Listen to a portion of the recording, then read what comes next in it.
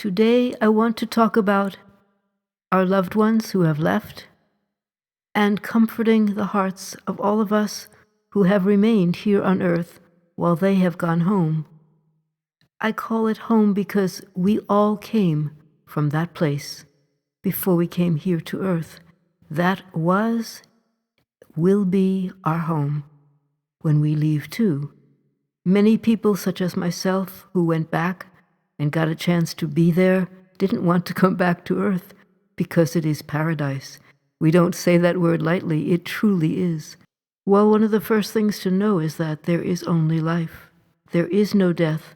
We invented that word, perhaps to explain to ourselves what we can't see. But in fact, they are just very much alive and speak in other ways. Everything there is incredible. The air is perfection. The colors, the sounds, everything is perfection. And there is no illness. There is only health. So how do we comfort our hearts when loved ones have left? And I'm sure most people on earth have, quote, lost someone who has gone home to that wonderful place that we call paradise, heaven. Well, first of all, why do we have such trouble? Because on earth, we only have a tendency to believe in what we can see and touch.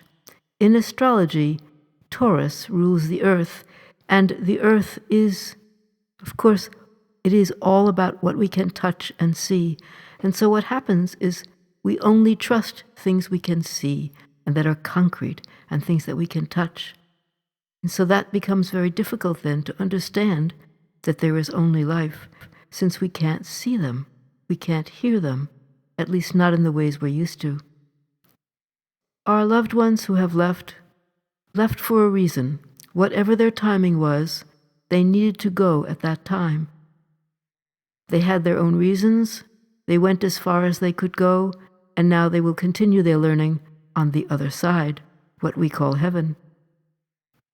They also go so that we can continue to grow and learn and move forward until it's our time to go home. They often send us signs.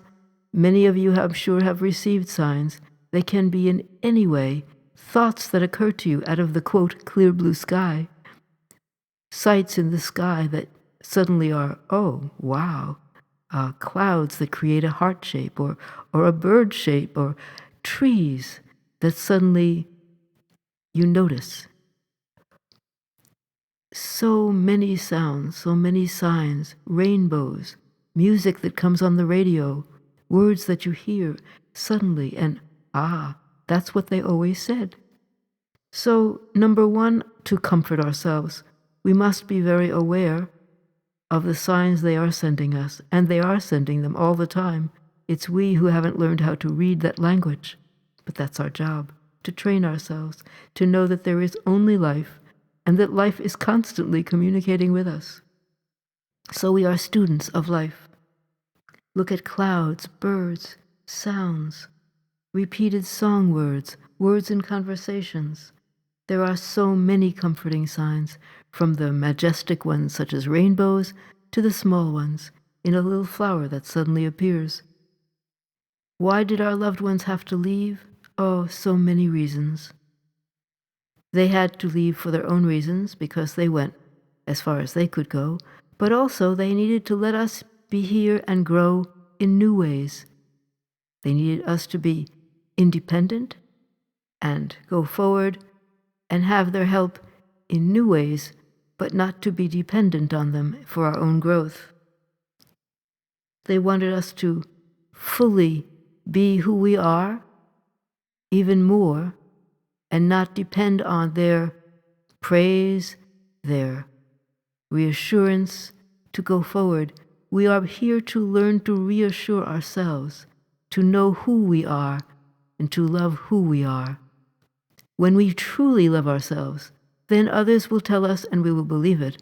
But before then, we can't believe what we receive. We have to know it ourselves. So we are here to learn and listen and look.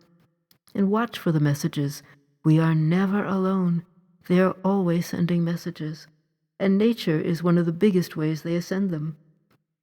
So we are here to train ourselves, to understand that we are not alone, watch for signs, and to know that all happened in perfect divine timing.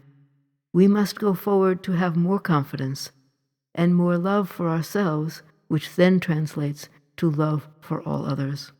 How do we heal ourselves from the loss of loved ones? First of all, we must allow ourselves the time of sorrow. We must totally treasure all the positive memories and forgive ourselves for all of the painful ones that were lessons we needed. But at a certain moment, we must choose life and choose to love life again and to love ourselves. We must choose to know that we are here for a reason. We have love to give, whether it's to nature, animals, plants, people. We must be the love that we are and give that love forward in ongoing ways. We are here for a reason, and that love, giving that love, is what heals our hearts. The more we love all of life, everyone and everything, the more love returns to us. And love is why we are here. And love is what heals us. May we be the love that we are.